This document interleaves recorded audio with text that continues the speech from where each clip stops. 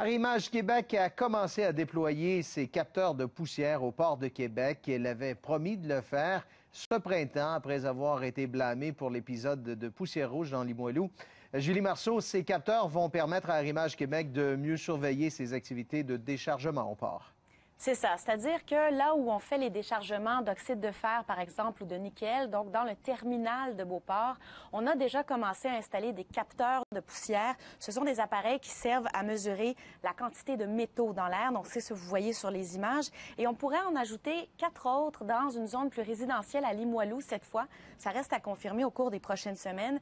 Mais évidemment, ça fait suite à cet épisode de poussière rouge et de controverse dans le secteur Limoilou, épisode au cours duquel Arrimage Saint-Laurent avait reçu un avis d'infraction du ministère de l'Environnement. Donc, on avait annoncé par la suite qu'on allait renforcer la sécurité autour des opérations. C'est aujourd'hui chose faite. L'autre chose qu'on apprend aujourd'hui, c'est que Jean-François Simard sera nommé conseiller d'Arrimage Saint-Laurent. C'est en matière environnementale. C'est un ancien ministre de l'Environnement sous le gouvernement péquiste de Bernard Landry. Il était aussi député de Montmorency. Il enseigne actuellement. Et par ailleurs, Arrimage Saint-Laurent ouvre ses portes aux médias jeudi. On pourra aller sur place. C'est ça, enfin. On se rappelle qu'à la fin mars, il y avait des élus, notamment de la Ville de Québec, des gens du ministère de l'Environnement, du ministère de la Santé, qui ont visité une opération de déchargement. Cette fois, jeudi, on ouvre la porte. Les médias pourront entrer dans les coulisses d'un déchargement.